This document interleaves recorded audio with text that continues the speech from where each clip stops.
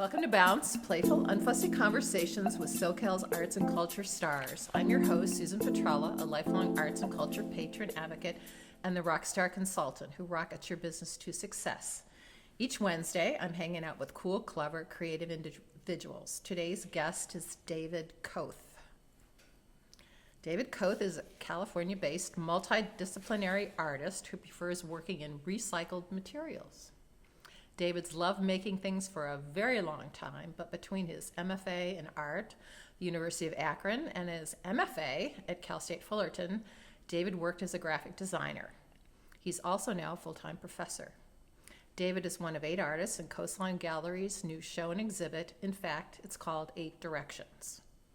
Welcome, David. Thank you. So your parents instilled in you a love of making things. Did you make things too? You know, that's a great question. My parents were Depression kids, and so they never threw anything away. And it was always, they were both very kind of inventive in their own way. And so I guess I started, doing things pretty young. I had a long time interest in art and took art classes all through high school. Okay. And had a really great art teacher, Bill Gerber, who encouraged me to go on to college. And I don't think I would have had he not encouraged, because my parents hadn't gone to college, were not aware of what was out there. And I did a little of everything. What kind of discipline was your BFA? I had my BFA's from Akron, graphic design, BFA. And my MFA is graphic design from Cal State Fullerton. But my MFA advisors, I was kind of burnt out from doing graphic design, and so they let me explore, and within the graphic design realm. But they let me really explore, and I think that's the thing I like the most, is exploring, because these pieces don't have anything to do with graphic design. Really quite different. Okay, so you're in Akron, Ohio, in the Midwest, and and you made your way to California. I followed this beautiful young woman that I had met, and she lived in San Diego. Okay. So I had cousins in San Diego, so I kind of moved out there, and then I got a job offer in Bakersfield at an ad agency. And people said, "You're not going to move there, are you?" And I said, "It's a job." It was in the middle of the early 80s recession, so I took the job there. Worked there 6 months, and then I went to Cal State Bakersfield. I got a job at Cal State Bakersfield, much better job, as a graphic designer, and stayed there 20 years. Wow. So what kinds of work did you design? Anything the university needed: posters and flyers and a little bit of web, a little bit of identity, branding. Did you have a signature style, though, that they could look at those works? I would say my colleagues would say, that's something David did, kind of, How so? Why? Bold typography, a little Swiss, a little bit Swiss, a little heavy duty photography, but I did everything, whatever they needed.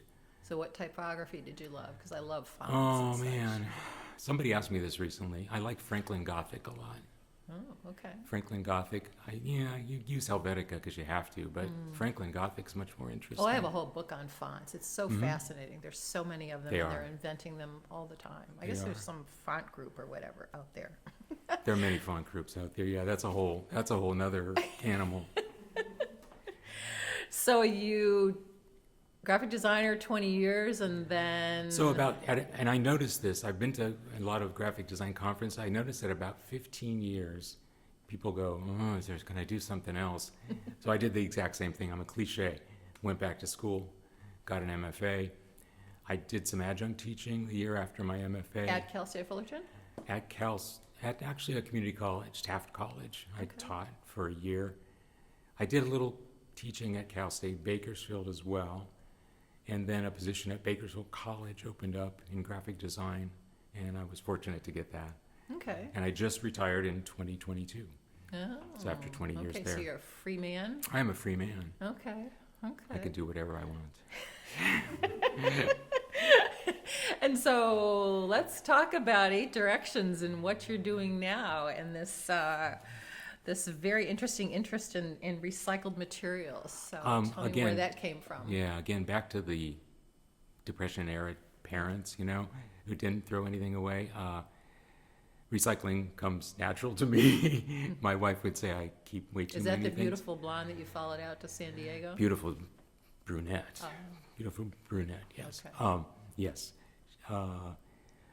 I had just done a series of paintings that I very much liked with coffee and spices, and had a little show and sold one.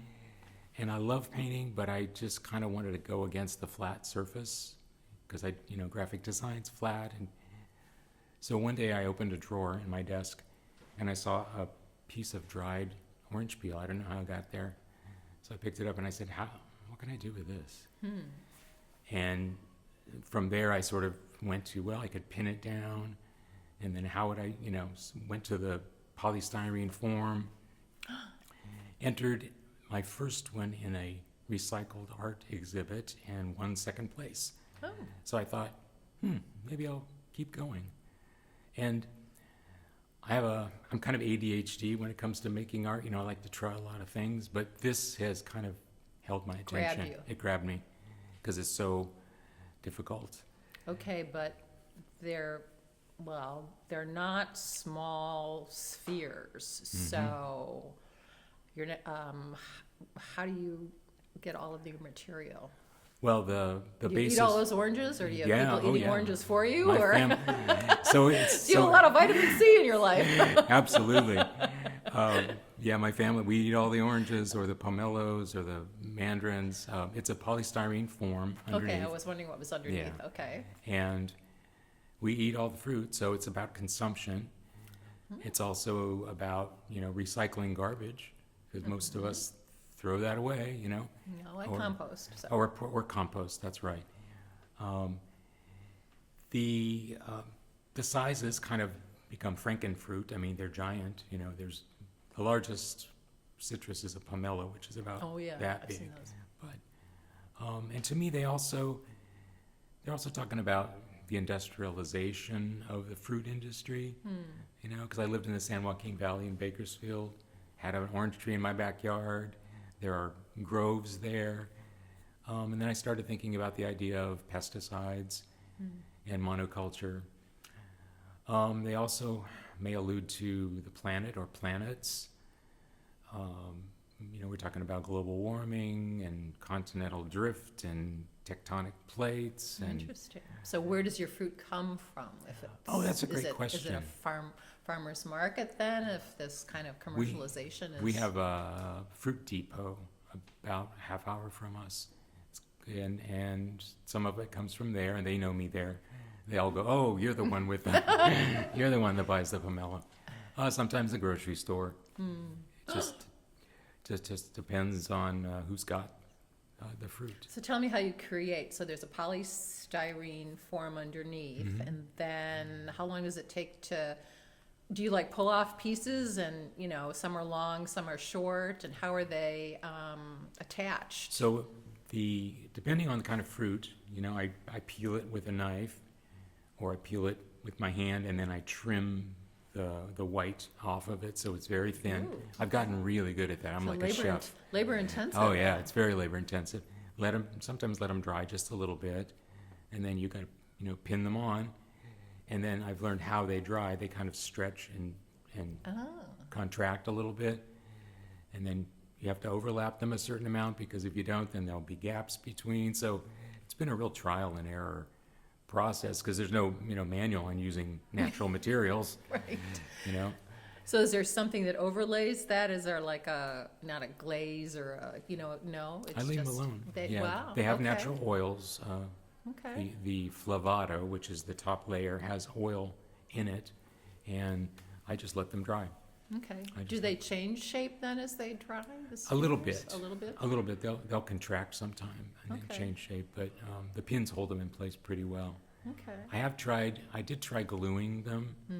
They probably didn't like that, They right? didn't like that. Yeah, they didn't like I that. didn't like that at all. Well, you got some glitzy ones too. I see, decided to bling. So you decided to bling some out or whatever. I so, did, and wow. that little orange one has been in like 4 shows, because it's Is very. these Michael's crystals or some? No, I bought some really good crystals. Oh, you got some very nice. Well, okay. they're rhinestones, but they're very nice rhinestones. Okay. Well, yes, because okay. So yeah, I just decided, let's just have some fun. So I took some of the older ones and started adding. Well, it's funny, the time that I grew up, decades ago, your Christmas stocking had an orange in it. Right. Or you took an orange and you put all the you filled it with cloves or whatever to make like a sachet or whatever for a drawer or whatever. So Right. I don't know, maybe you could bling out some smaller ones and make like, little citrus ornaments. Yeah, I think we're going the wrong direction. See, we're riding the fine Doesn't line grab between you, right? craft and art. We're kind of riding that fine line. Okay. Plus, I like to really play with scale. The largest one I have is 24 inches. Is that the pomelo then that you'd use? I can't. No, it's primarily orange, but it's just so big and it's difficult to keep stable. I didn't bring that one. Oh. But. And it's hard to transport because it's. So is the pomelo or the pomegranate, are they singular pieces or these are all oranges, right? This first one is orange. The second one is pomelo, and again, pomelo's large, so I can get a Right. nice big, And that's kind of more yellow, right? more yellowy green. You can get a nice big slice out of that one. So, and then maybe a couple more. So I shape the pieces as I'm trimming them. And just eat another pomelo for breakfast. And so I can only go so fast, too. It's not like a painting where I have all the paint. I can, I Are you only sure have you're so not much. overdosed on vitamin C though? No, it's actually good for us. We don't get colds. We have a lot of vitamin Because C. I had to be careful of vitamin C. Yeah, so we do like citrus, fortunately. What about the pomegranate? I've never tried pomegranate. Oh, because you mentioned pomegranate. No. No, not pomegranate. No, pomelo. Pomelo. Pomelo, No, grapefruit. No, a persimmon? No. What else did you mention? Pomelo? Oh, mandarin. Mandarin. Mandarins are great because you don't have to Yeah. just peel them. Yeah. They pop right out. And they're beautiful, darker orange. They change, yeah. Those are Okay. wonderful. So those are coming in season. Like the Fruit Depot's going to have them in about a week. So Yeah. don't go there because I'm going to be buying them all. Okay. Yeah. Well, there's a wonderful place up in Ojai, Friends Ranch, that has Yes, wonderful tangerines, mandarins, tangerines, whatever. Okay, so what's next? That's a great question. Oh, so you saw on the wall over there those long sticks. Oh yeah, the sticks. Okay. I got long COVID in December of 2022. So I've spent a couple of years. I've got COVID and then I contracted long COVID, and I'm kind of about 80%, 90% over it. But I didn't work on any spheres because I just didn't feel good. But I wanted to do something, and so I had these long s'mores sticks that I bought on sale. I had like a whole pile of them, and I started putting them on these sticks because I thought, well, it's another form. Let's try this. Okay. And it has a much different feel. Someone said that they thought it looked sort of tribal, or I don't know. And what is that work called? I'm not sure. I'm not sure. What Let's did I see. call it? What did I call What it? did you call it? What is it? David, what's the number over there? No, the citrus series. Let's see. It's part of the series, but what did I call them? Verticals or something? Verticals? Maybe. They're kind of new. Spheres. I don't see it. Whatever. I started doing those because at lunchtime, I would have like 20 minutes between classes when I was teaching, and I would run in my office and eat a mandarin or two, and then I would take a stick and I would just put it on the stick and put it in a coffee cup, and then the next day I would do that, and I had all these sticks and oranges, and I gave them out at an exhibit one time. I just gave them to people free as a favor, and so that's where the idea for these larger ones come from. Okay. Yeah. Okay. So yeah, I don't know. I'm running out of space. I have 50 of the spheres. They're big. They take a lot of space. So tell me about your studio. Is it at your home? I work in my home, yeah. Okay. Mhm. In Yeah. your home or in the garage? Yeah, Or well, in the a home. studio? My wife and I live with my sister-in-law, and we have a 4,000 square foot house. Okay. So we've got a big living room studio area, and it's nice to have the TV on and be working. Okay. It works pretty well. Yeah. So what do you think you're going to do with all those spheres? My goal is to show them. I'd like to have some museum shows and place them in museums. I have one at the Lancaster Museum in their Okay. permanent collection. Oh, yeah, that's a great museum. And so that's kind of my goal. I just want to show them. Okay. Any galleries showing them right now? Not right now. This is the only show I've got going right now. Okay. Okay. Well, thank you very much. You're It's quite been welcome. wonderful chatting with you. Thank you for been sharing great. your story with us. You've made bounce, bounce. A special thank you to our generous sponsor, Coastline College, its Fine Arts Department, Art Gallery, David Michael Lee, Director, Curating Professor. David's also Bounce's wonderful producer,